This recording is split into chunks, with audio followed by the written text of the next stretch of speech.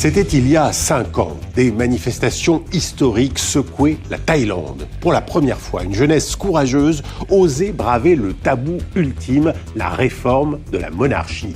Dans un pays où critiquer le roi peut valoir jusqu'à 15 ans de prison, ces appels au changement avaient stupéfié le monde entier. Parti des campus universitaires, le mouvement avait gagné les rues malgré la pandémie de Covid-19 et les manifestants dénonçaient en masse le pouvoir militaire issu du coup d'État de 2014 et les forces conservatrices qui le soutenaient. Je pense que c'est une bonne chose que nous n'ayons jamais abandonné.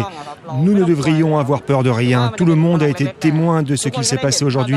Quand de simples citoyens s'unissent, leur force peut devenir considérable. Aujourd'hui, je fais partie de ce mouvement. C'est ma première manifestation. 5 ans après ces manifestations, le paysage politique a profondément changé. Le général honni par les manifestants a été battu dans les urnes en 2023 et aujourd'hui c'est une coalition de partis civils qui gouverne le pays.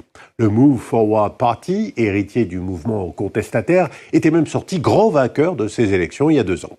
Et pourtant, la flamme de 2020 vacille. En août dernier, la Cour constitutionnelle a dissous le Move Forward Party. Les lois contre le crime de lèse-majesté sont utilisées massivement contre l'opposition. De nombreux leaders du mouvement se retrouvent en prison ou contraints à l'exil et les foules dans la rue diminuent. Certains n'hésitent pas à parler de coup d'État judiciaire. Alors, que sont devenues les espérances de la jeunesse thaïlandaise dans cette monarchie contestée? Où en est la démocratie 5 ans après les grandes manifestations? Billet retour en Thaïlande.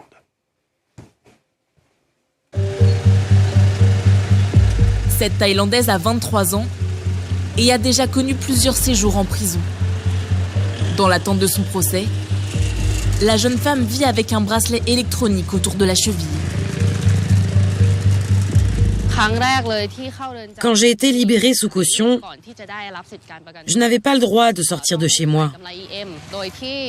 Je n'avais même pas le droit d'aller acheter à manger. Si je devais sortir, par exemple pour aller à l'université, je devais demander l'autorisation au tribunal.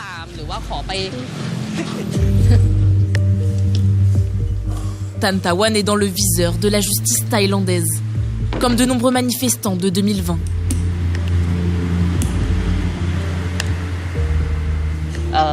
Si la batterie se vide complètement, les autorités risquent de me renvoyer en prison parce que je n'aurais pas respecté les règles de ma liberté conditionnelle. Il y a 5 ans, Tan Tawan et des centaines de milliers de jeunes Thaïlandais envahissent les rues de la capitale. Ils bravent les interdits, réclament une réforme de la monarchie et un départ du gouvernement militaire. L'armée a pris le pouvoir en 2014 après un coup d'État.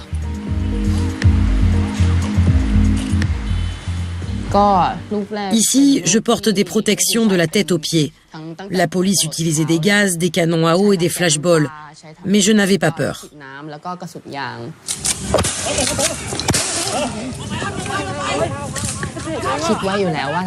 Je savais qu'en manifestant, je pourrais être arrêté, accusé à tort et poursuivi en justice. Tan Tawan risque de passer plus d'une décennie en prison. Cette activiste, une des plus radicales de Thaïlande, est accusée de sédition, mais surtout d'avoir critiqué la famille royale. Ça, c'est la photo du roi Rama V. L'actuel, il s'appelle Ramadis. J'aurais beaucoup de choses à dire sur la monarchie. Mais en Thaïlande, on n'a pas le droit.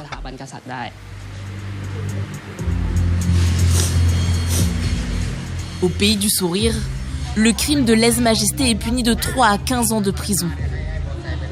Tan Tawan est loin d'être la seule à subir ces accusations.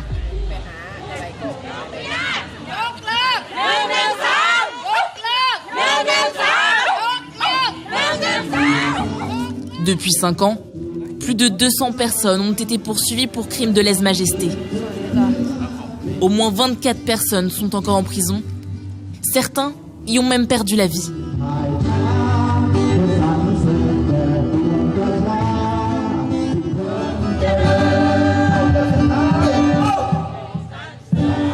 Devant le Parlement, Ces manifestants réclament la libération de ces prisonniers politiques.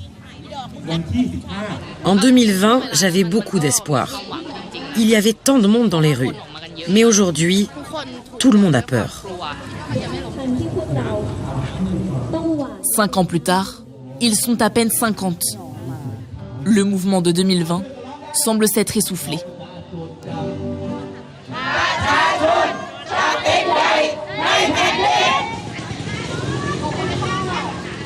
Sur scène, cette jeune femme prend la parole. C'est une des figures les plus connues de ces manifestations historiques. Son nom de guerre, Mind.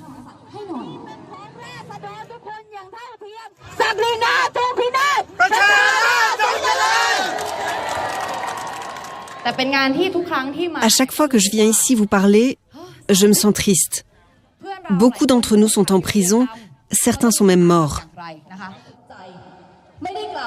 À 29 ans, Mind est déjà une militante pro-démocratie expérimentée. Elle dénonce les usages abusifs de la loi de lèse-majesté. Selon elle, de nombreux cas seraient exagérés. La loi nous interdit de critiquer, de mettre en danger ou de manquer de respect au roi, à la reine et au prince héritier. Mais aujourd'hui, il y a beaucoup de cas de lèse-majesté, alors que les accusés n'ont pas critiqué la famille royale. Le champ d'interprétation de cette loi devient de plus en plus large.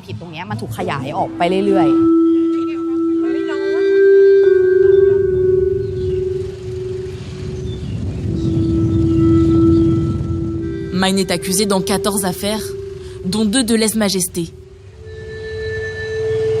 Si jusqu'ici cette étudiante a échappé à la prison, sa vie est rythmée par les audiences au tribunal.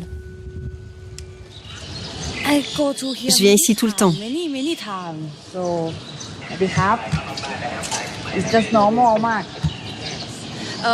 Ici, c'est comme une deuxième maison. J'ai 14 affaires contre moi, donc je ne vais pas qu'à un seul tribunal. Il y en a beaucoup d'autres. J'ai loué une maison un peu centrale pour que je puisse être à tous ces endroits facilement. Il nous est interdit de filmer le procès de Mind. Elle n'en ressortira qu'après plusieurs heures. Aujourd'hui, c'était très long.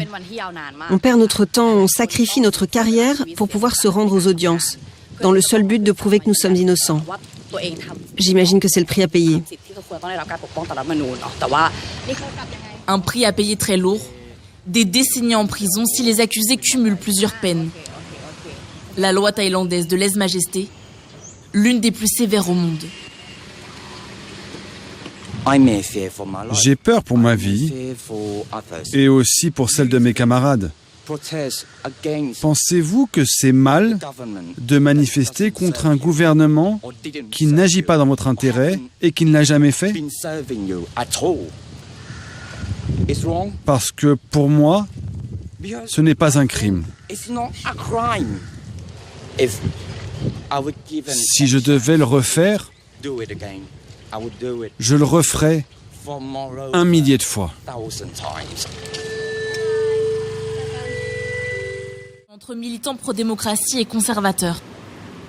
Malgré les menaces qui pèsent sur elle, Mind n'a pas peur de parler. Bonjour. Elle a même sa propre émission sur YouTube, suivie par des milliers d'internautes. Bienvenue à l'émission Mind et Tuck, même heure chaque semaine. Tuck est un activiste pro-démocratie de la génération précédente. Comme les manifestants de 2020, il rêve de libérer la Thaïlande de l'influence des militaires. Depuis près d'1 siècle, le pays a connu 12 coups d'État. Démocrate contre monarchiste, un combat historique. Cet opposant n'avait pas anticipé un mouvement d'une telle ampleur. Il m'impressionne vraiment beaucoup. Ces jeunes manifestants me rappellent ma jeunesse. Je les soutiens à fond. Depuis 2020, le mouvement semble être retombé, mais en réalité, il a ouvert beaucoup de débats dans la société.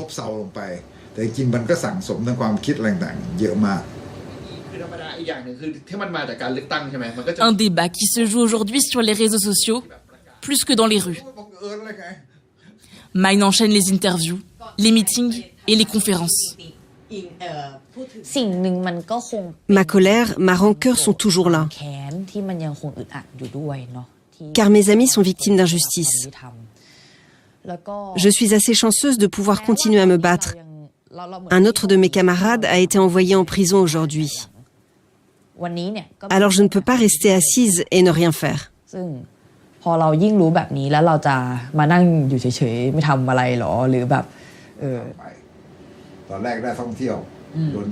Fatigue, lassitude, peur. Beaucoup d'anciens manifestants se sont éloignés du mouvement, comme Francis. Alors étudiant, il est l'un des premiers à organiser des manifestations en 2020. Très vite, il est mis sous surveillance par les autorités. Des gens que je n'avais pas remarqués auparavant ont commencé à me suivre, ainsi qu'une étrange voiture. Peu de temps après, un agent s'est présenté au domicile de mes parents.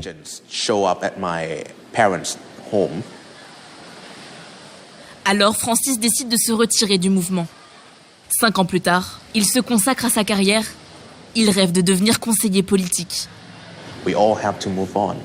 On est tous passés à autre chose. Je ne suis plus impliqué dans la contestation de 2020. C'est sûr qu'aujourd'hui, personne n'a intérêt à organiser des manifestations. Mais ça ne veut pas dire pour autant que le mouvement est mort. Nous sommes les héritiers de la tradition démocratique. Il y aura une nouvelle flamme. D'autres reprendront le flambeau de cette tradition.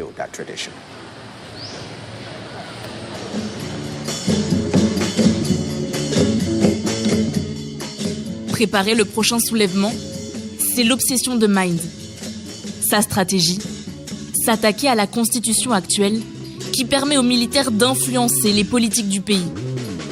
En 2023, le parti progressiste Move Forward a remporté les élections, mais a fini par être dissous. Il avait fait campagne pour réformer la loi de lèse-majesté. Aujourd'hui, la Thaïlande, c'est censé être une démocratie, mais dans la réalité, ce n'est pas du tout le cas. La constitution actuelle bafoue nos droits et nos libertés. Nous voulons une meilleure société, vraiment démocratique. Et c'est pour ça que nous sommes tous réunis ici aujourd'hui. Nous réclamons une nouvelle constitution.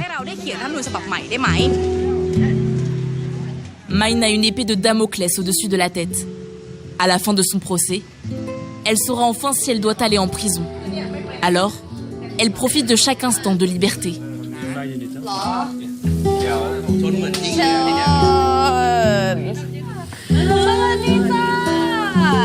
Mine réunit ce soir-là quelques amis.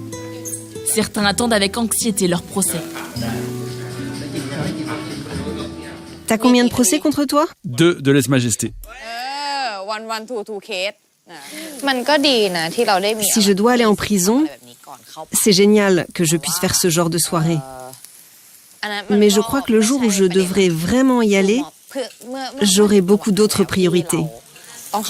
Mais peut-être que je demanderai à mes amis d'organiser un barbecue, comme aujourd'hui, pour fêter le jour de ma libération.